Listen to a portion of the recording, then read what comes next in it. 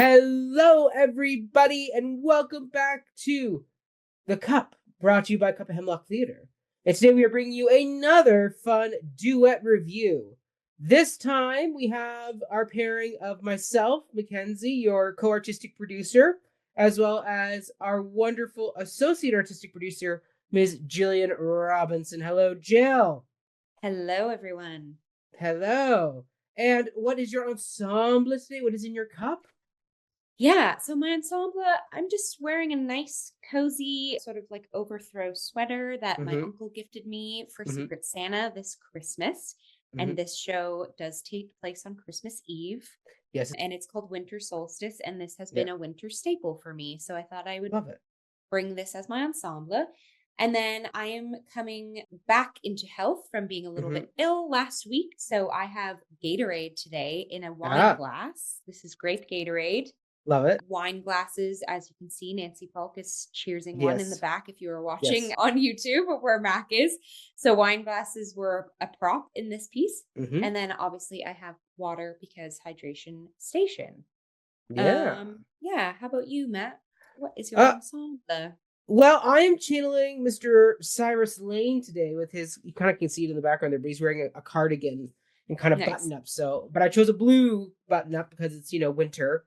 So we got a blue button Okay. up and then we got the cardigan look going. That's kind of like our Nice. homage to Mr. Cyrus Lane there. Great. And I am drinking some crystallite in my silver tankard as per the usual. And Jill, what piece are we talking about today? We are talking about Winter Solstice. Mm-hmm. Yes, this is a Necessary Angel Theatre Company production in Mm-hmm. association with Canadian Stage and Birdland Theatre.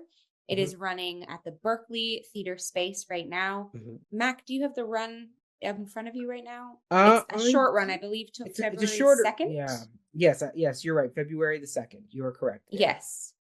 Great. So it is running, at the Berkeley Yep. until February 2nd. You got it. And yeah, Yeah. there is January the 14th to February 2nd. program. Great. So Mhm. shall I give us a little synopsis, Mac?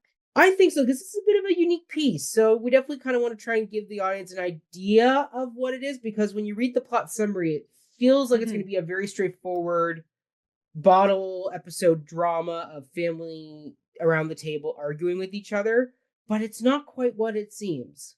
Yeah. So what was this piece actually, Jill?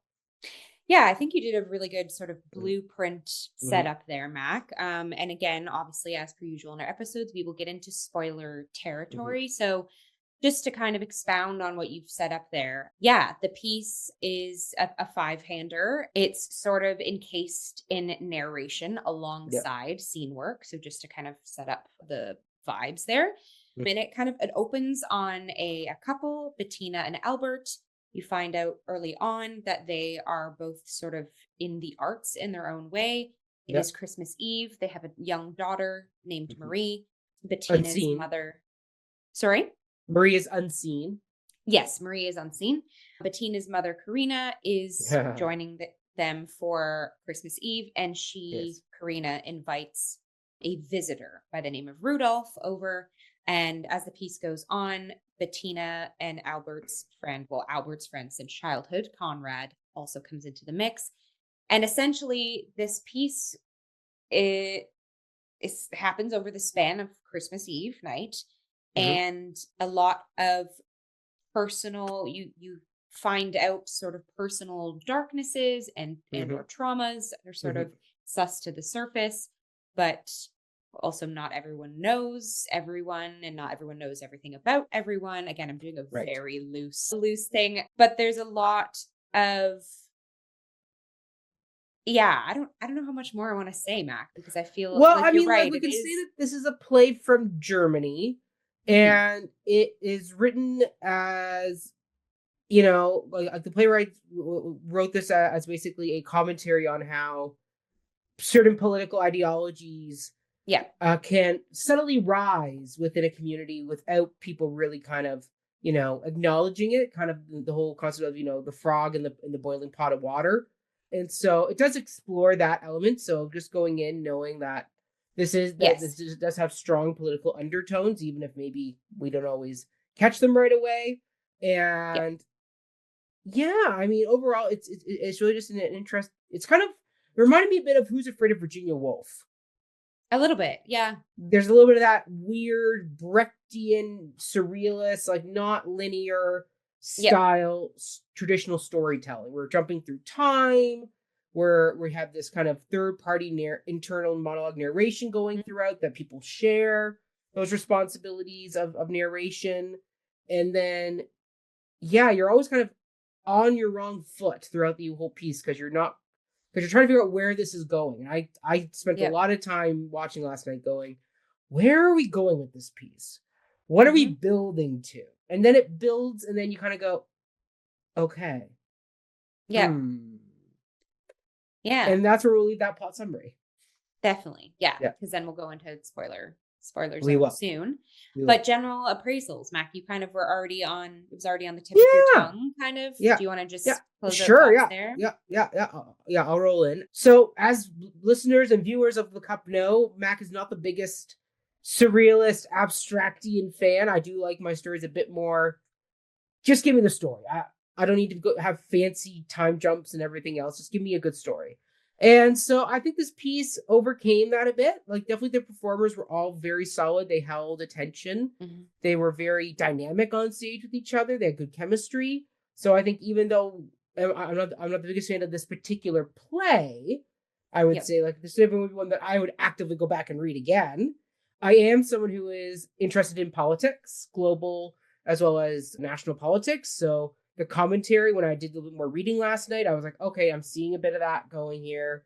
And then and then yeah, just the chemistry between the cast was very good at creating these dynamic relationships that you wanted to see what's going to happen. Like particularly between Kira Goleen as Bettina and Nancy Palak as Karina. I would say their dynamic is very interesting to watch on stage. This mother-daughter duo, Hmm. this friction that they have with each other is something that's present throughout the whole piece. So I definitely would Yep. say like that was very fascinating to watch. Same thing with Cyrus Lane as Albert, and once again Kira as Bettina. Once again, that married couple friction as Yep. well is very dynamic to watch at play. Yeah, yeah, and then you had Diego Matamoros as Rudolph. He's very charming. I mean, I saw him do his Walt Disney play last year, and he was again playing a very corrupt version of Mr. Walt Disney, and but he's very charming once again. You can see Hmm. how these characters, his characters, kind of weasel their way into things. So Yep. yeah, I mean, what did you think overall? Yeah. Yeah, I think I agree with you. Mhm. The script of this piece isn't my favorite, I think. Mhm. Like I think there's a lot of moments and a lot of pieces of dialogue that I think Mhm. are heavy and do hit, but Right. just encased in the entire script as a whole.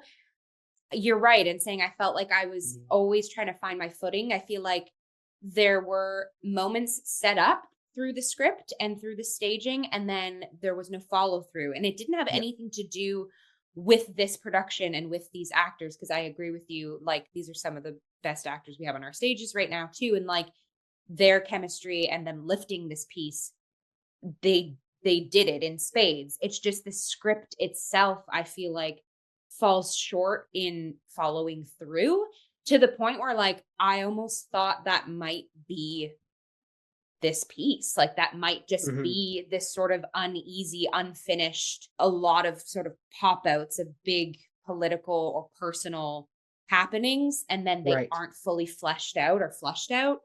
And I just kind of felt myself a bit like ricocheting back and forth Mhm. watching this, because again, I was also trying to kind of make sense and string together, but then at the end of it I was like, okay, no, I don't think this piece is sort of the pillars of this piece set it up to be that type of piece. Right. Um but I just want to also, again, I mentioned like I think the performers were fantastic and the use of the space. So again, if anyone's watching this review on YouTube behind Mac, that is Mhm. the play space is like this sort of box. It's like this It's like a boxing rectangle ring. that's illuminated. Yeah. Exactly. And just how the actors sort of like popped into the center in some of Mhm. the scenes, how they were sort of like when we were in the peripheral of a character's space, they were kind of on the perimeter of that box. There also is a moment in the piece too where the Christmas tree that's decorated in the back, like a box of antiques is open. So there is this like Right. unboxing feel that we also get. Each character kind of has an unboxing moment, I guess I would say there.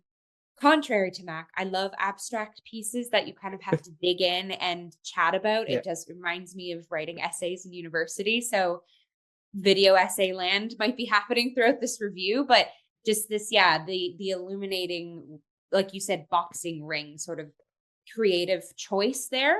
And again, this is directed by Alan Dilworth, AD of Necessary Angel, and we've reviewed and chatted a lot about Alan's work too. And I think what I've seen in his pieces too, he seems like, again, love to be a fly on the wall, love to be a performer in his room. Nudge, nudge. But it seems like he's a director that like has the vision, has the artistic exploration, and then gifts it upon the actors, and then the actors make a meal on his blueprint. And I love seeing that. I love feeling that because, again, as an actor, like having a director that is like that is fantastic. But yeah, I just also liked that the staging of this piece too is very minimalist. You know, we had like a pop-up prop, but everything else was done via gesture, or it just wasn't there. And we were, again, through storytelling, just we had to kind of make up some of the pieces. And again, that to me kind of marries to this piece kind of being little pieces. Like you're, again, it made it was a thinker piece, like the whole time in the audience, like you are there figuring stuff out in real time with all the other characters. Yeah. I feel like that was a really good general appraisal without kind of going into too many nitty gritty. Did you have a standout performer you wanted to shout out before we go to spoilers?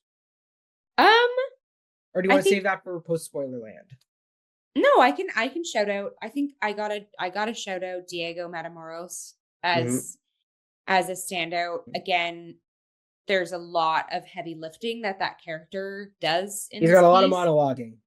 And just a lot of like his character is the visitor. And again, we can talk more about this post spoiler, but it's on the program poster. Yeah, a lot of his rhetoric though in this piece is very deep and very like this unsettling, and like this character is an old soul, and Diego absolutely is an actor who exudes old soul. Every character that he gets behind, like it is an all-knowing, omniscient force that he brings to all of every piece he's in. Diego, like if you're listening, thank you so much for all of your work.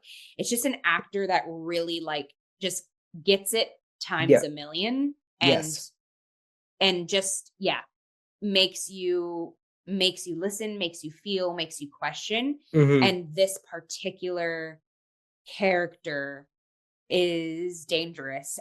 And so it was just really lovely to kind of bear witness to how Diego swaggers this character into all of these other characters' lives. Right. You know?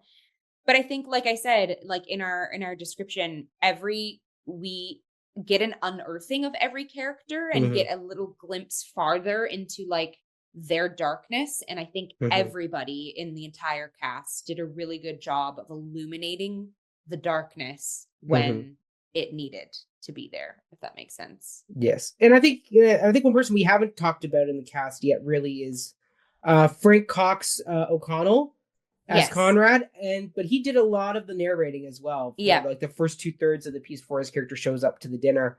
And he did such a great job just having that natural narrating flow to the storytelling. It was very, very well done. Like I gotta give him a shout out for that, because that's a particular kind of energy you need to bring to be able just to ground the piece and have that good pacing to your dialogue. And I really like the contrast that he did with the narration and then with Conrad. Like there definitely were character and vocal choices that were absolutely different depending on which role he was. Yes. And it was navigated beautifully. Yeah. Yeah. All right, Joe. Well, what do you say we, hold on. I'm sorry, Joe. What's that? Bing bong. Ring the doorbell.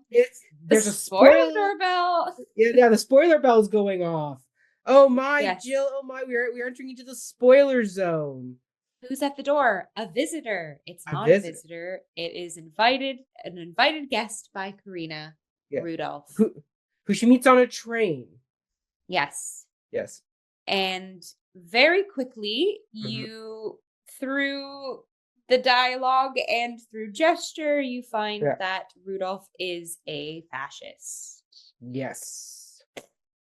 Yes, he is. But he's very charming. He plays the piano. That's what the play is. Yeah.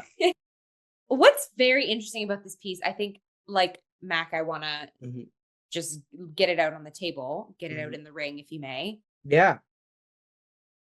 Every character in some way, except for Karina, I guess, is an artist. Like is entrenched in some sort of art form. So we have Rudolph is a musician. He's also a doctor. Conrad's a painter. Conrad's a painter. Bettina is a filmmaker, and Albert is a historian, and he's written a book. An author. Yeah. Several books. Yeah. His latest one being Christmas at Auschwitz. Yes. Yes. I just find, again, this is maybe jumping back to, you know, what the script is and the choices for making all of the bulk of the characters like artists and trying to make sense of, again, the landscape of this piece. And I'm going to, I guess, tie this into the theme of like desperate loneliness and search for artistic expression or identity. You have like this massive tapestry that Conrad has painted and gifted to Bettina and Conrad. Which they don't like. Which they don't like, yes. And then Bettina that art piece is called The Struggle. Yes. And Bettina is struggling through writing and rewriting this film for her producer. Yeah. And then you know, Albert kind of already comes across as a bit of a like billowing, like, you know, timid author. So he avoids conflict. That's something he actively does throughout this, which is part of the whole theme of apathy.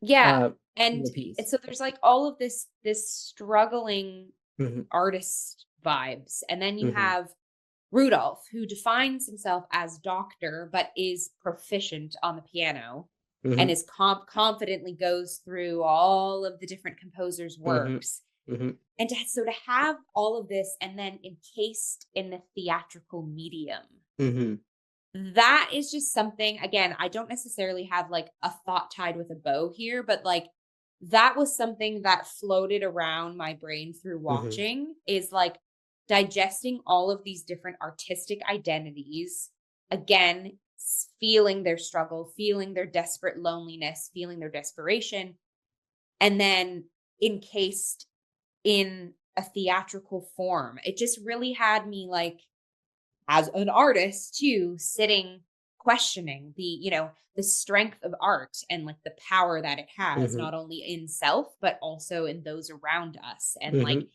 also in the monologues you're mentioning that Diego has as Rudolph, like when he breaks down music and he paints pictures with music and brings us through a summer solstice vibe, you know, and it, you feel that excitement, you know, when Conrad is stewing and questioning his worth as an artist and wanting to be so much better at what he's doing. Like you just feel that invigoration, but then it's encased in such like a boiler cooker environment. Like, again, I'm just kind of talking all over fireworks here, but just the element of art popped through all of these characters in the theatrical form was a lovely little, like, I guess, I don't even know what the word is, like guide, a lovely little side meal to what the piece was about. And I think by sitting with this piece a little bit longer, and if I were to write an essay and like going farther into character analysis for each of these characters, like we'd, I think, find, you know, just as many commonalities as much as just as many differences between all of these artists. Because like essentially every character on stage is an artist, you know? I don't know. Yeah. Do you have any well, I mean, just the whole thing about, yeah, sure. So, yeah, I mean, it's interesting that you brought up they're all artists, but they're all solitary artists, where Albert is an author and writing is a solitary craft. You're not part of a large group when you do that. Bettina is a filmmaker, but she is a director and a writer, and her work is not being seen. So, she is isolated from, say, the bigger entertainment film world that, would be like the MCU Marvel movie. She's like a very indie director or Yeah. documentarian. Conrad is a painter. Painting is a solitary art. And then you juxtapose that with Rudolph, who, once again, he's charismatic, he's smarmy in the sense that his art is music, and music brings it's a group effort. And the fact that we see that when he's doing his opera, where he's talking about all the different instruments coming in, and he has them all be different instruments. And it's that thing of, it's that alluringness of, you drag these lonely souls together under one thing. And then of course, he has his monologues about, this group effort, this global ideal. And it's like, oh, and I mean, I think that's such a big commentary right now in the world coming out of the pandemic, where we all were isolated individuals who, suffered in isolation. And what we're seeing, particularly right now, I mean, this is the first time in history, not getting political again, but we are, where every incumbent party either lost power completely or lost their majority. And so, and part of that stems from the wave of anti-COVID, like built up anger about being restricted and isolated, like we were during the pandemic. People were angry about that, and it didn't matter who was in power. It so happened that whoever was in power is going to get blamed for that feeling of wanting. I mean, Karina's character's whole thing is she was a single mom who had to give up a lot to get her daughter to be where she is. So you get that energy and then of course you have somebody come on like Rudolph, who is just all about bringing people together under that wonderful ideology of, we all will grow and prosper together. We just got to, tweak a few things in society to make it happen. Is kind of a thing. So I do think you're on to a bigger theme of this piece. And I think also the fact that artists are normally, I'm not saying every artist is left-leaning, but majority, I would say, artists, like art falls into the left-leaning spectrum of politics. And then you have Rudolph, who is an artist, but he also is a doctor, and fascism is comes from the right side of the political spectrum. So once again, you have isolated artists who are apathetic, who are negating their duty as artists to be loud and to bring these warning messages out to the people. And instead they are actively allowing this Rudolph man to be in their home. I mean, Bettina a number of times says, throw him out. If you don't like him, throw him out. And Albert is pacifist. He is someone who actively avoids conflict all the time, instead of saying what he really feels. And that ultimately leads to, him getting drunker and taking more pills. And Cyrus did such a great job of just showing that de-evolution of someone who is feeling the effects of drugs and alcohol and suppressing these inner turmoil feelings that you can sense something is wrong, but you're not actively taking the bull by the horns, as it were. You're kind of just letting it wash over you and carry you away. I think to add to that too, a lovely moment that was sort of, in my opinion, like a breaking of fourth wall moment is when Conrad goes to destroy the tapestry with a knife. Yes. And the tapestry is like the chosen blocking for that is that the tapestry is the fourth wall. Yes. And you actually see Conrad destroy the tapestry and speak out to the audience of like, this is not good art. Like, this is not.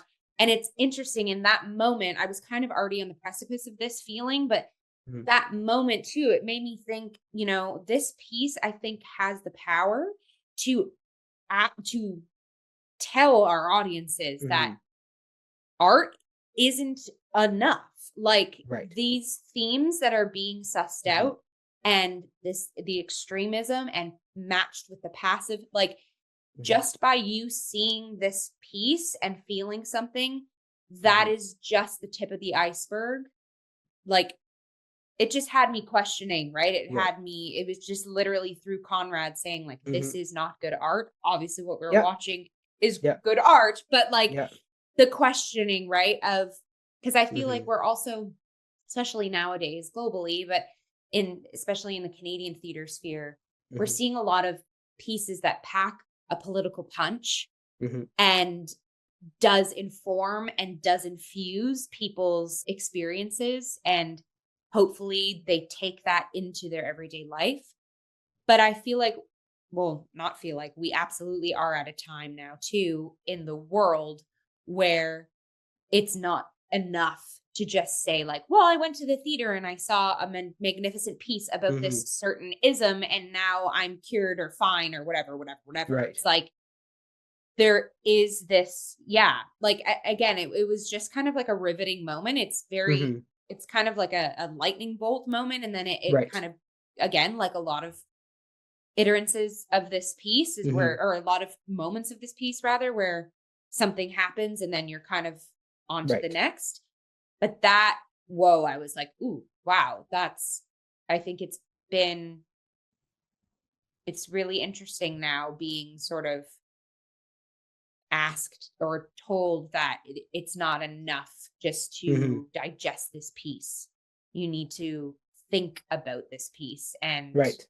and then act about this piece. You know what I mean? Right. Yeah.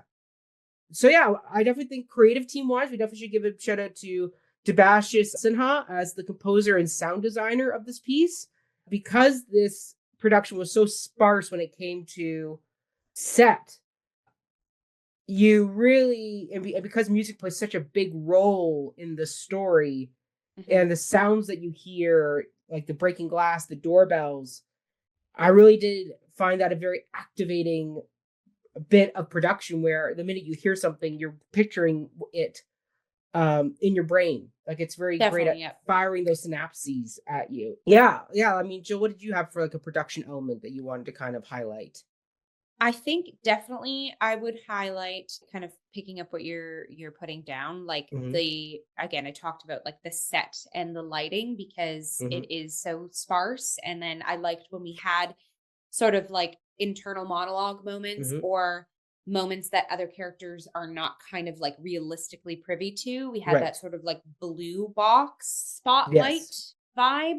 Yeah. It kind of also centralized, like, to me, the shade of blue Hmm. like centralized on that loneliness, on that Yeah. desperation. Like, to me, that cold color on the stage in Yes. contrast to the warm box was like a really lovely pop there. So Hmm. Lorenzo Savoni, shouting out, set and lighting designer there.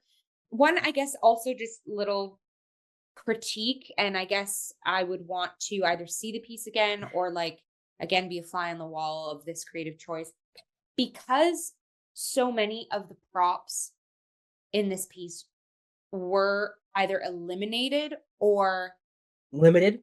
limited. Yes, thank you. Hmm. I found there wasn't really consistency there as to why there's props and why there isn't. Mm.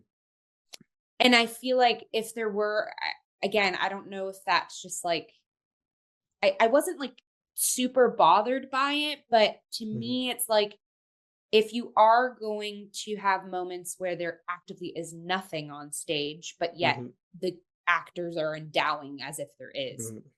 paired with moments where you do have props on stage, Right. I need a little bit more of a clearer understanding of like, Hmm. why are you using the props then? Because Right. I found in the moment when like Bettina opens up the antique box of Yes. the Christmas tree lights and Hmm. lighting every one of those candles, like, and then Hmm. again, like instantly my brain was like, oh, that's such a commemorative box for Yeah. this Hmm. ecosystem of people. And they are also Hmm. inside a box. Like, to me, I was like, ooh, that like popped for Hmm. me. Yeah. But then some of the other scenes, like where there were wine glasses, but then there weren't, again, I was Right. just, if there was a little bit more consistency as to when and Yes. why we were using the props. Yes. Again, I wasn't terribly tipped Hmm. off by it, but I guess that would be like a bit of a dramaturgical Yeah. critique Yeah. potentially. Yeah. I will say one of the cool prop production elements was when there's that moment where Albert throws the wine in Rudolph's face, Mhm. and the cup is empty, but the way they stage it, Rudolph then has a wine stained handkerchief Yeah. there. to wipe his face. Yeah. I was like, oh, that's a fun little stage trick. Well, and I like too that, this whole Mhm. time too, there is religiosity peppered into Mhm. this too, right? And Mhm. like Rudolph actually, exudes this sort of Christ-like persona. Yes. And the fact that before that wine sort of moment, which ended up not actually happening, but being something Right. that happened sort of in Albert's mind, Yes. that right prior to that, Rudolph gives everyone a little bit of like this like holy water, almost like elixir. Right. Yes. And it's, to me, it was like the very much like, ooh, like Jesus with the water Mhm. turned to wine, but the wine Right. was actually splattered upon his face, and that Right. having, I Rejected. just, Yeah. again, it was like a very, almost like, because we were set up with this like Christ-like elixir water, Mhm. holy water thing. Mhm. And then the vibes of the wine following after that was wine being splattered upon his face. Like there was a Mhm. very sort of like antichrist moment there, which I thought was Right. very haunting. And again, wonderful use of your props there, because you saw him idyllically hold the water elixir and then to have the Mhm. tattered wine cloth wiping Yes. down his face. Again, Yeah. those were great use Mhm. of props Mhm. there. I will say the one thing that gave me anxiety watching this piece was the fact of the Christmas tree. Because me personally, our Okay. family has the Christmas tree up and decorated well before Christmas Eve. Yeah. Like things are well prepped, gifts are under the tree by the time you go to bed on Christmas Eve. The fact they were just putting the tree up on Christmas Eve and decorating it then, I was like, well, what's the point? Like, you're supposed to I love admire that. the tree.